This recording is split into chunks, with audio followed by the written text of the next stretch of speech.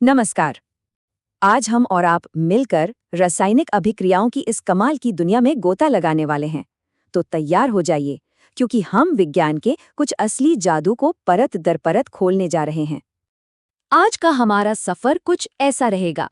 हम परिचय से शुरू करेंगे, फिर संयोजन, अपघटन, विस्थापन और रिडॉक्स अभिक्रियाओं को समझेंगे। और हाँ, आखिर में सब कुछ फटाफट दोहरा भी लेंगे। तो चलिए शुरू करते हैं। तो सबसे पहला सवाल, ये रासायनिक अभिक्रियाएं आखिर हैं क्या? सच पूछे तो ये हमारे चारों ओर की दुनिया के पीछे की असली ताकत है। मतलब लोहे पर जंग लगने से लेकर हमारे पेट में खाना पचने तक हर जगह यही तो हो रहा है। चलिए जरा और करीब से समझते हैं कि ये सब होता कैसे है। आज हमारा मेन मकसद है इन अभिक्रियाओं को इनके अलग अलग प्रकारों में बांटना सीखना। इससे क्या होगा? इससे हम ये अंदाजा लगा पाएंगे कि जब अलग अलग पदार्थ मिलते हैं तो नतीजा क्या हो सकता है। ये समझिए कि ये एक केमिस्ट की सीक्रेट पावर जैसा है। चलिए शुरुआत करते हैं दो ऐसी अभिक्रियाओं से जो एक दूसरे के बिल्कुल उल्टे हैं। एक जहां चीजें आपस में जुड़ती हैं और दूसरी जहां वो टूटकर अलग हो जाती हैं। ये कुछ वैसा ही है जैसे बिल्डिंग ब्लॉक से कुछ बनाना और फिर उसे तोड़ देना।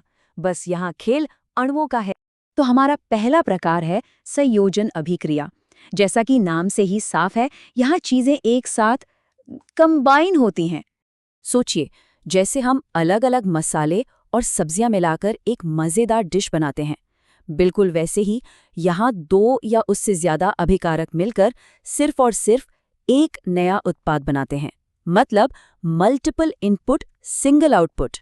इसका एक बहुत ही बढ़िया उदाहरण है जब हम बिना बुझे चूने यानी कैल्शियम ऑक्साइड को पानी में मिलाते हैं।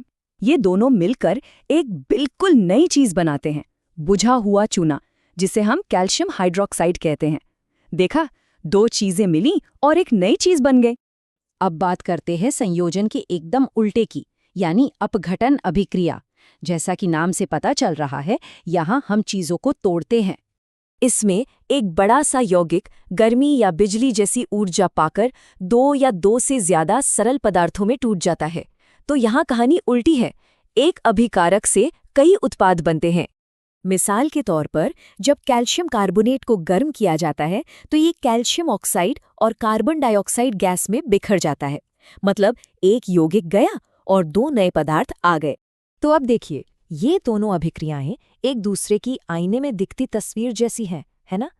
संयोजन में ए और बी मिलकर ए बी बनाते हैं और अपघटन में वही ए बी टूटकर वापस ए और बी में बदल जाता है। सिंपल।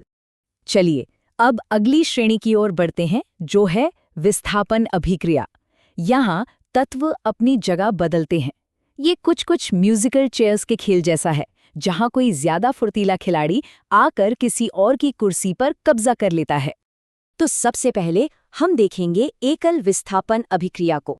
इस अभिक्रिया का सारा खेल क्रियाशीलता यानी रिएक्टिविटी पर टिका है। एक ज्यादा ताकतवर या कहें ज्यादा रिएक्टिव तत्व आता है और कमजोर यानी कम रिएक्टिव तत्व को उसकी जगह से धक्का देकर हटा देता है और खुद उसकी जगह ले लेता है। यहाँ स्क्रीन पर देखिए, जिंक कॉपर सल्फेट के घोल में जाता है। अब क्योंकि जिंक कॉपर से ज्यादा रिएक्टिव है, वो कॉपर को सल्फेट से अलग कर देता है और खुद उसकी जगह पर बैठ जाता है। नतीजा हमें मिलता है जिंक सल्फेट और बेचारा कॉपर अकेला रह जाता है। अच्छा, अगर एक तत्व अपनी जगह बदल सकता है, तो क्या ऐसा हो सकता है कि दो तत्व एक साथ अपनी जगह बदल लें? जी बिल्कुल, और इसे ही हम कहते हैं द्विविस्थापन अभिक्रिया। यहाँ दो अलग अलग यौगिक आपस में मिलते हैं और अपने आयनों की अदला बदली कर लेते हैं। ये एक तरह का केमिकल डांस है जहाँ दोनों जोड़े अपने पार्टनर बदल लेते और दो नए जोड़े यानी दो नए यौगिक बन जाते हैं। जरा इस उदाहरण को देखिए, सोडियम सल्फेट और बेरियम क्लोराइड मिलते हैं। अब सोडियम बेरियम की जगह ले लेता है और बेरियम सोडियम की। नतीजा क्या हुआ? हमें दो बिल्कुल नए यौगिक मिले, बेरियम सल्फेट और सोडियम क्लोराइड। अरे वही जिसे हम घर में साधारण नमक के तौर पर इस्तेमाल करते हैं। और अब आते हैं हमारी आखिरी लेकिन यकीनन बहुत ही जरूरी श्रेणी पर, रिडॉक्स अभिक्रिया। ये हमारी रोजमर्रा की जिंदगी में हर जगह होती है और इसका सारा लेना देना ऑक्सीजन से है।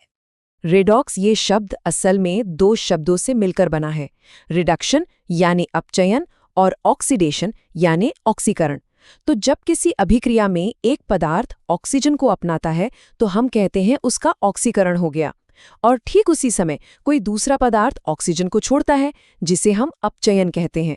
मजे की बात यह है कि ये दोनों काम हमेशा साथ साथ होते हैं। इसका सबसे जाना पहचाना उदाहरण है लोहे में जंग लगना। जब लोहा यानी Fe हवा की ऑक्सीजन यानी O2 के संपर्क में आता है तो लोहा ऑक्सीजन को पकड़ लेता है और उसका ऑक्सीकरण हो जाता है। नतीजा होता है आयरन ऑक्साइड, जिसे हम आम भाषा में जंग कहते हैं।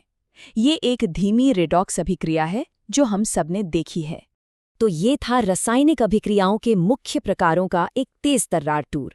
चलिए एक आखिरी बार फटाफट से दोहरा लेते हैं कि आज हमने क्या क्या सीखा।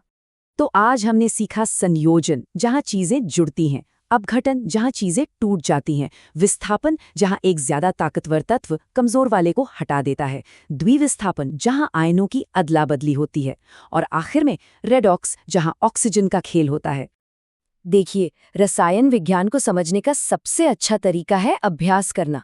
तो इन अभिक्रियाओं के और भी उदाहरण ढूंढिए और उन्हें पहचानने की कोशिश कीजिए।